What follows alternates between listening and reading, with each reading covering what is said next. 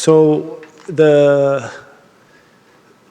session, I've given this lecture many times to fellows and residents, and within psychiatry, outside of psychiatry. I realize I'm talking to mostly, people who have been in practice. So some of the concepts I'm gonna go over may be completely familiar to you, in which case you can do this, I can move on faster. I hope that I'm also bringing up some things that I feel are new, and I'm particularly interested in your feedback, so feel free to interrupt, feel free to disagree. As you all know, interviewing is more of an art and a skill than a set in stone. And so I'm very interested in your feedback, particularly that this is the first time I address an audience from a different culture, more so than the language. I think the cultural aspect may play a bigger part in terms of how you approach a patient and the family. So I'd be very curious, very interested in your feedback. Again, I have no conflict of interest to report. So I'm going to go over some basic information, review some tips that I have found to be useful, and I hope I'm going to try to go a little fast. If I'm going too fast, just let me know, because initially I thought I have an hour and a half. Turns out that I have 1 hour, because if possible, I want to be able to play some recordings of patients answering questions. I'm very curious, and of course they're answering in English, but I'm very curious about whether you guys and I hear the same thing or whether we hear different things, again, because of cultural differences. So to begin with, I guess the most basic thing is to try to remind ourselves of what we're trying to achieve when we're interviewing someone. Of course, we want to try to gather information that will help us move in an important direction, which is the diagnosis. But while initially, perhaps as a medical student, we're mostly worried about diagnosis, the more experience we develop, the more that middle square becomes broader and broader to start giving us ideas about which direction may be most fruitful when it comes to treatment interventions.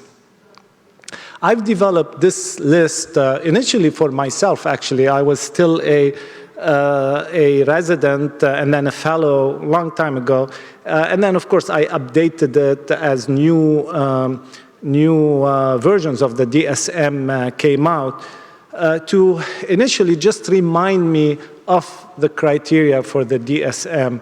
And without laboring too much on this issue, for perhaps the younger people in the audience, you may not know, or perhaps you know, why the DSM came about. And that is because before the 1970s, and the real version of the DSM, the way we know it now, came out in 1980, that's DSM-3, there was a lot of heterogeneity in how patients get diagnosed. So you see someone, you call them, you diagnose them with bipolar disorder. I see them, diagnose them with schizophrenia. Someone else sees them, diagnose them with neurotic depression, whatever. There was no consistency. And so the field felt it was extremely important to speak the same language. And so they came up with the DSM. So why should we care when we're interviewing someone to come up with a unified language? Because, if depression is best treated with an antidepressant, I shouldn't be giving stimulant. I shouldn't be giving an antipsychotic. And while this might sound very, almost ridiculous in terms of how evident it is, you'll be surprised at how much inconsistency there is in terms of how we diagnose people. In fact, in order for, before a DSM revision is released, there are studies that are done, in the US by the American Psychiatric Association to validate certain aspects about the new DSM version, and they're called field trials.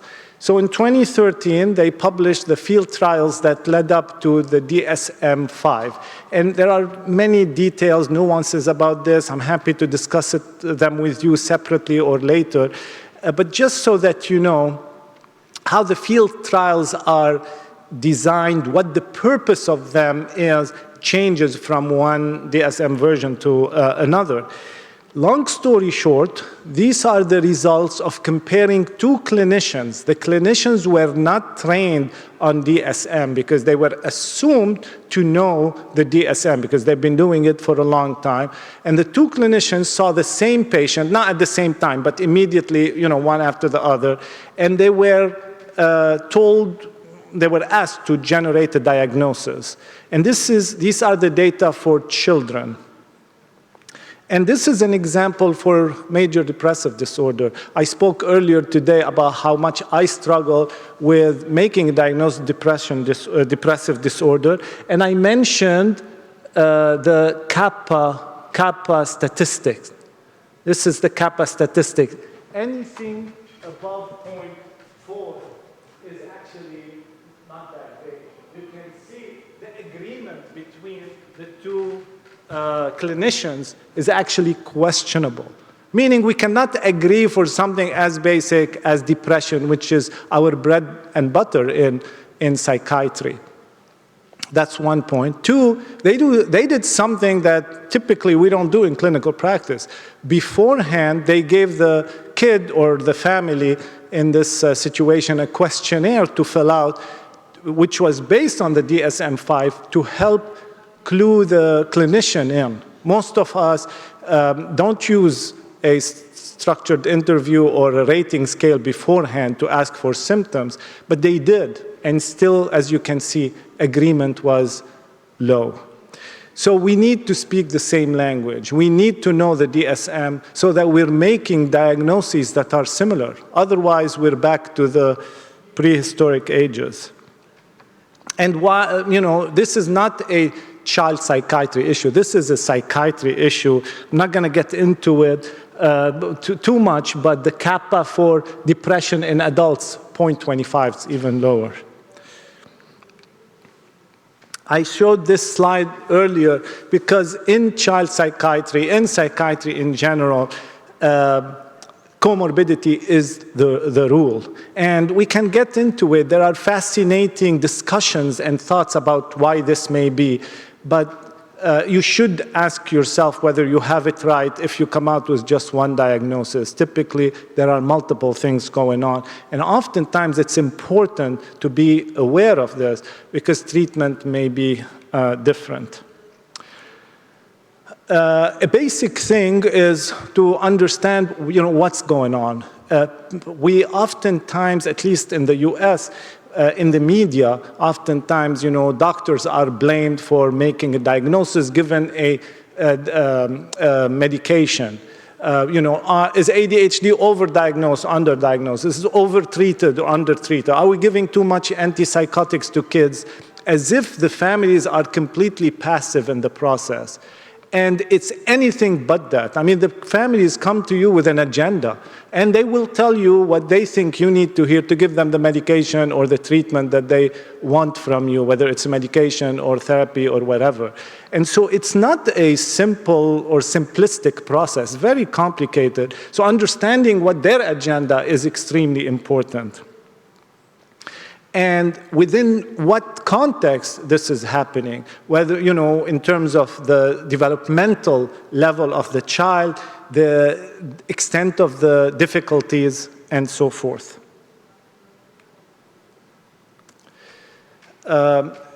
Of course, the challenge, I use the example of ADHD being overdiagnosed, underdiagnosed. The same could apply a little bit to bereavement, for depressive symptoms in the context of loss. The question is always, where do we draw the line that says, okay, this is no more normal, This is now in the realm of pathology. Dr. Thapar yesterday touched on that a little bit. When do we say someone has hypertension? I mean, if it's the cutoff is 130 over 80, then what if someone has a blood pressure of 129? I mean, it's ridiculous, right, to say 130 is hypertension, but not 129. And we know there is quite a bit of variability. So I think while it's important to keep these cutoffs in mind, I think it's also important to remain a clinician, to have a good sense of what is needed to help the particular kid. Particularly that some symptoms are, actually many symptoms are distributed across the population. I mentioned understanding the developmental context of the kid, the family context of the kid, of course the social context of the kid as well. And that social context may vary tremendously between a 7-year-old, a 9-year-old, 14 or 17-year-old. Its relevance. And that depends not just on the age, but on what condition you're evaluating. Even a 3-year-old who has tremendous social difficulty, makes you, of course, suspect autism or severe ADHD, which is different from the challenges of a 15-year-old struggling with severe depression, with social withdrawal, or being bullied, and so forth. So understanding, these different facets of functioning is extremely important. I don't know, I think there may be some personal preferences about how to approach an interview, and I think a lot of it may have to do with just time. If you only have 20 minutes to assess a new patient, you may not have the luxury to see the patient alone and then the parent alone. You may have to see them together. But this is not standard or gold standard. What's preferable is to make sure you see them separately, because especially as they hit teenage years, because as I showed earlier this afternoon, there is little agreement between the child and the parent. And that disagreement has many causes, trying to get a sense of what they agree on, what they disagree on, and is, allowing the child and the parent actually to speak freely individually is extremely important. Sometimes for teenagers, after perhaps a brief introduction with both the parent and the kid together, maybe you start with the teenager in order to empower them, to make them feel heard, and they give them the sense that they have the opportunity to tell their story first. Sometimes it's reversed in younger kids who may not be as verbal and as capable of explaining what's going on. We've discussed this already. I think sometimes we tiptoe around certain issues because perhaps we're uncomfortable discussing them. We're not sure how to move forward.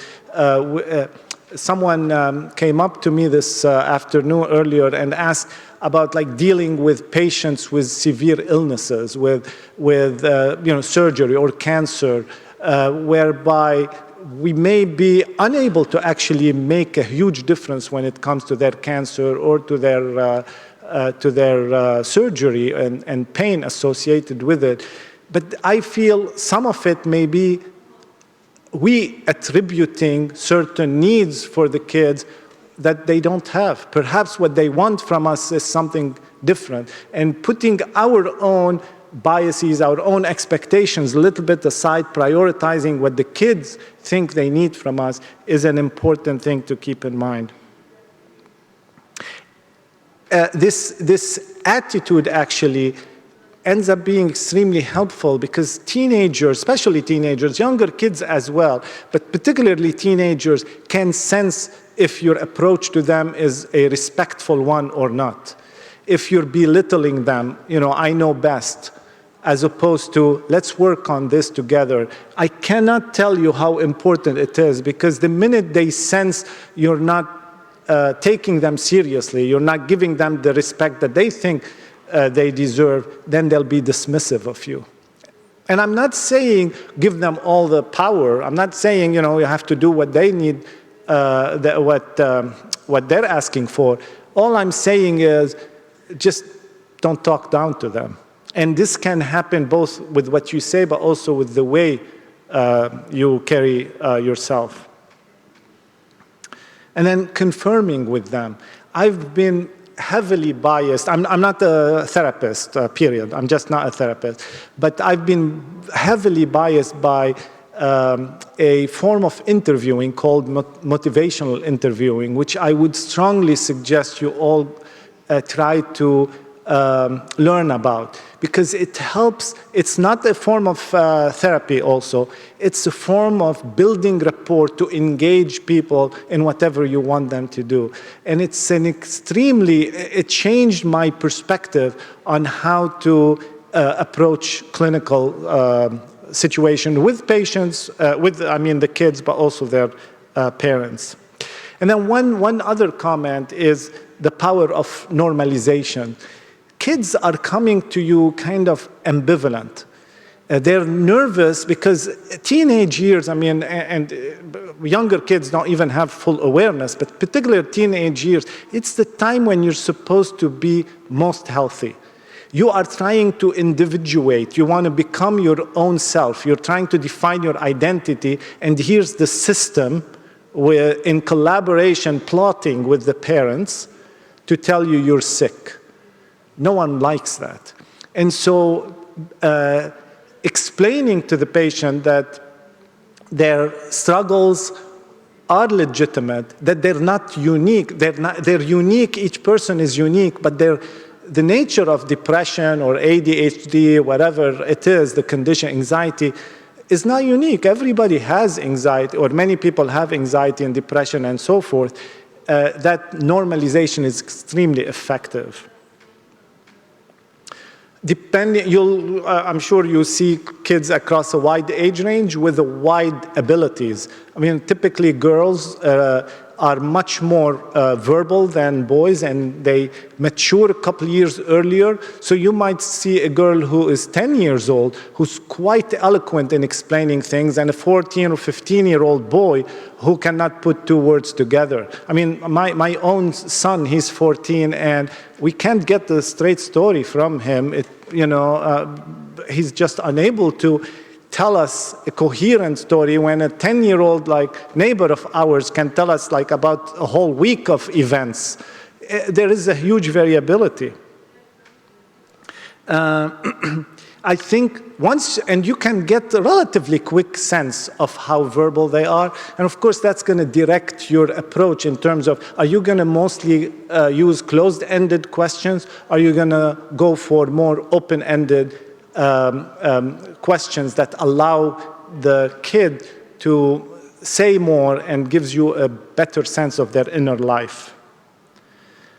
The third point is an important one. Young children, but also teens, may be overly acquiescent. I mentioned this also earlier. I'm going to talk about it a little more later. This concept of social desirability. A younger kid doesn't want to upset you. They don't know what you're going to do to them. They don't know if you're going to send them to a hospital or you're going to give them medication, you're going to give them a shot. Kids are terrified by shots. They don't know what to expect. So many times they'll tell you whatever you want to hear. Also, an anxious kid will behave very differently from a kid with oppositional defiant disorder or ADHD. And so you have to pay attention to this, and in order, again, to determine how valid is the information. When someone says they're not sleeping well, is it really the case? Or are they giving you information that may not reflect the truth? Both in terms of whether it's actually happening or not, but also the sense of time, ability to appreciate time varies tremendously, again, in relation to age. I keep talking about validity of the information. Remember, we don't have a blood test, we don't have a brain scan that's going to give us a diagnosis. It's going to come down to this conversation you're having. So if the information is not accurate, then you are wasting your time, and you're potentially exposing patients and families to treatments that they don't need, or withholding treatment that they actually need. So I love talking to kids and families, and again, maybe to make myself feel relevant, I think of myself as an investigator. When they say two things or one thing, 1 minute, and then another thing 5 minutes later, do they make sense? It's a basic kind of logical thing, and we'll see examples about this if we get the chance. Also, keep your own feelings. This is a point I made earlier. Keep your own feelings in check. Are you hesitant to pursue a question because you're nervous about upsetting them? Well, tough luck. If they get upset, where is better to get upset than when they're with a psychiatrist? But withholding, retreating very early, may put you at risk of sending the message, it is not okay to talk about this or that. This is an important behavior on your part that is communicating something to the kid, and you have to be aware of it. So many times, if someone starts crying, I might wait a little bit before I hand them a napkin. Why is that? Because as a society, and I don't know about Turkey, but definitely for boys in the US, you're not supposed to cry. Actually, even many girls, they're not supposed to cry. Well, my whole mission is to tell people, no, it's okay to express your emotions. We just want it done mostly in an adaptive way. I don't want you to try to cut, but it's okay to cry. But when I rush and give them a Kleenex, it's wipe it away. And maybe that's not the wisest decision at the moment. And people will rush to say, I'm sorry. And I explain that it's actually an honor, a privilege to be in a position where people feel vulnerable enough to cry with you. And that normalizes, that demystifies the fact that it's okay to cry. Many answers can be very vague. Pursue them. Don't stop too early. If it doesn't make sense to you, make it make sense. If you stop too early, the message is, I'm not interested enough. I'm too busy typing my notes, or I'm too busy moving on to the next thing. People will pick up on it. So my best 3 follow-up questions or replies, what do you mean? And it helps me. I'm from Lebanon. I don't know if you can tell. I have an accent. And so I always use my accent as an excuse. Like, I'm not a native speaker, so it's okay to ask more questions. What do you mean? I know it's kind of tricky, or it's a little dishonest, rather, but it's okay. I can use it for something positive. Tell me more and give me an example. These are the 3 things. If you remember nothing from this talk, remember these 3 things. They can be extremely helpful. In an earlier discussion also, someone pointed out, they asked their patients, how are you? A teenager may not want you to ask them, how are you? Because it means, you're not their buddy. How are you? What's up? It means you're the doctor treating them as a patient. It may be more useful, more fruitful to start with a more broader question. Tell me more, tell me about yourself. What kind of things, what kind of things are of interest to you? What is it that you hate about school or about whatever? And then you go from there. And it's okay. I make fun of myself all the time. It's okay. It's not taking my titles away. It's not reducing my salary. It's not affecting anything. It just makes you more of a human being, allowing the kid and the teenager to make to connect to you. So if someone, is in dance or sports, I know nothing about sports. Sports is a very big thing in the US, very big thing. I don't know about Turkey. And so, I have no interest in knowing about sports in general. I don't watch sports except soccer, during World Cup. Otherwise, I don't. So I ask them, and they feel like they are teaching me. It's a way to build rapport.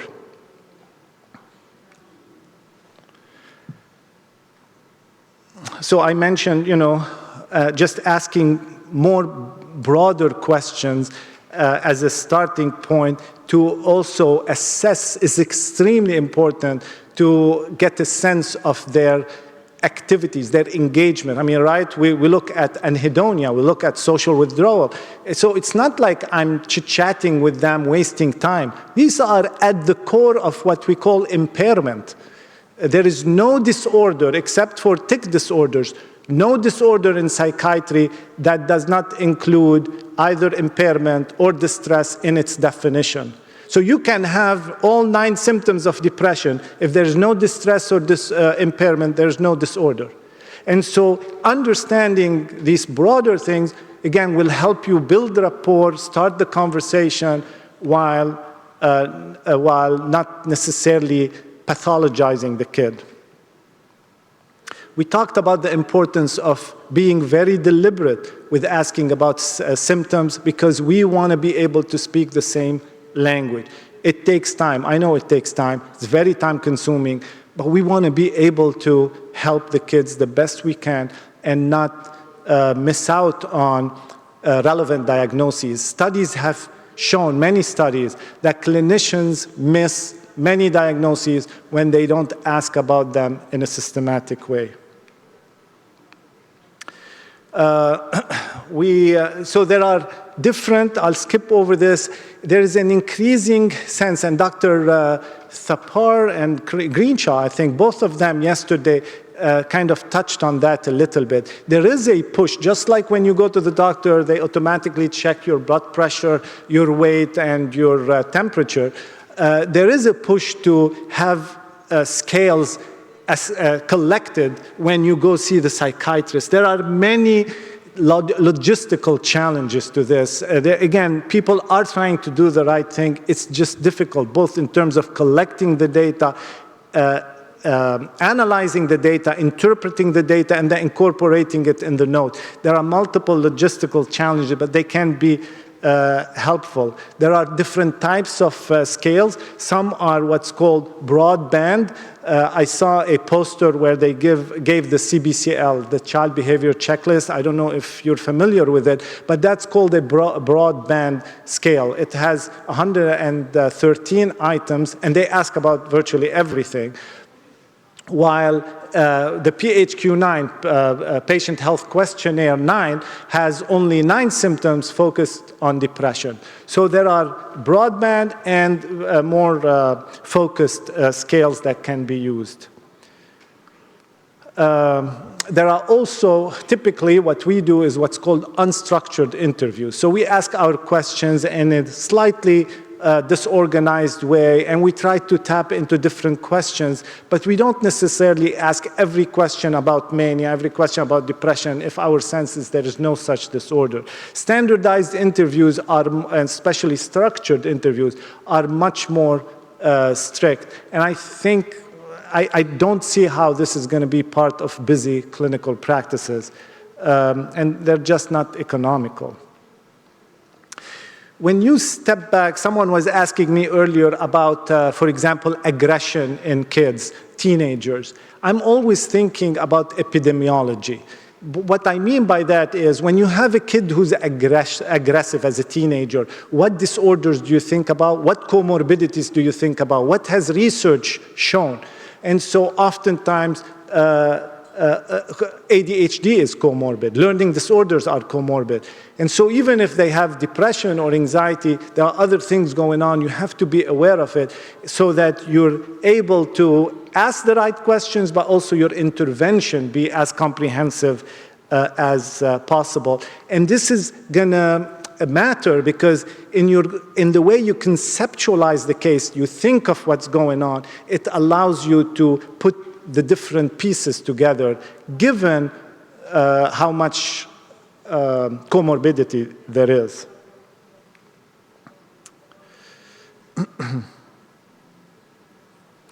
I kind of covered this a little bit.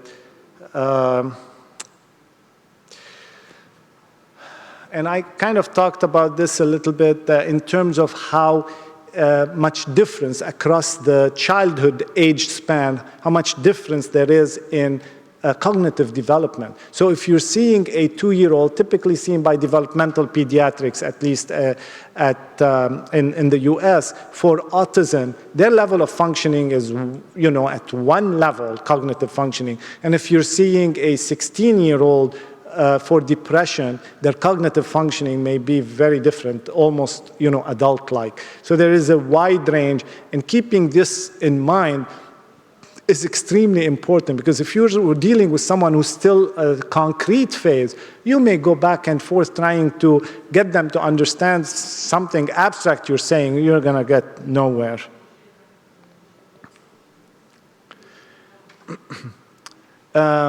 As kids grow older, they're developing a more sophisticated sense of personal responsibility and, of course, the ability to make decisions. As such, disagreements are bound to happen, both with you as the clinician, but certainly with the parents, because they're trying to develop a sense of autonomy. And there are different likes, there are different interests, and so these conflicts are bound to happen, and they shouldn't necessarily be thought of as a negative thing, but it's an opportunity for kids to, as I said, individuate, become their own self.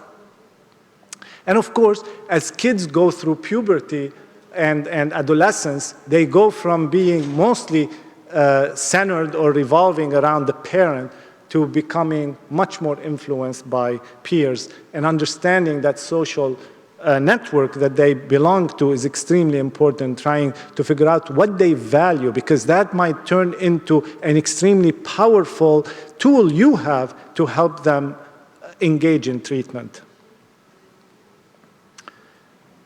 Sometimes we see this, the United States has a very large immigrant community, and sometimes we see this come up when the parents are appropriately so, still trying to hold on to their cultural background, but the kid is living in the United States in the 21st century.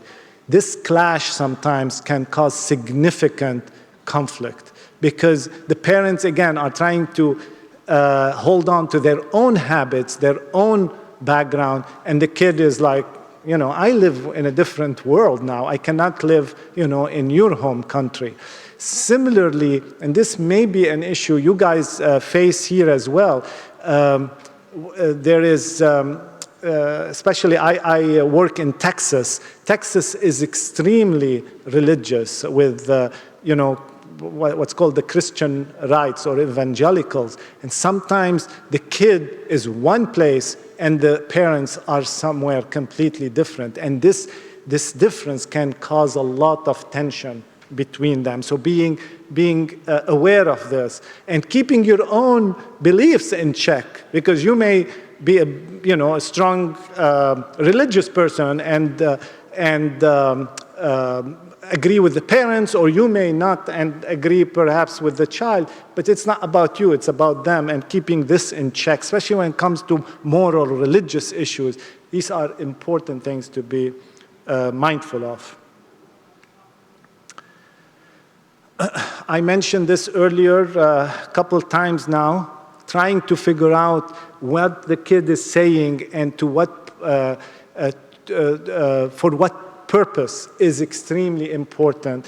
I talked about TikTok earlier today. I cannot emphasize enough how important it is to keep an eye on how genuine the report is. It's really quite significant.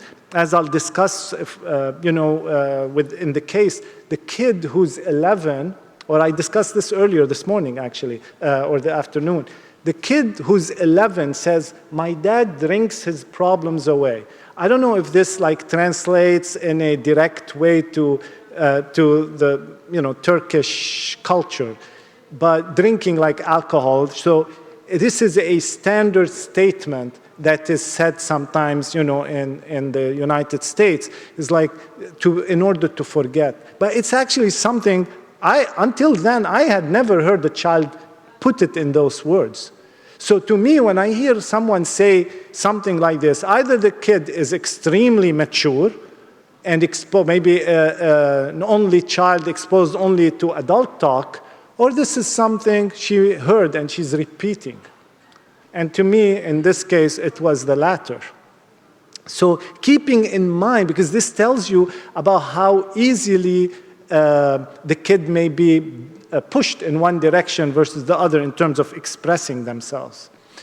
There's a lot, I suspect, if Turkey is like Lebanon, for example, there's a lot of stigma against mental illness, including actually in the United States, depending on who you're talking to, what culture you're talking to, there may be a lot of stigma that you have to work through.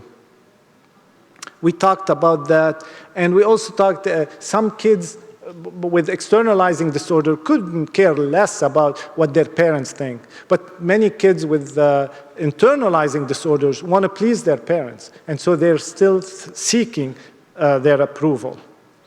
So with that, I will end the slides part of the presentation, and before I move forward, any comments or thoughts, disagreements? I love disagreements.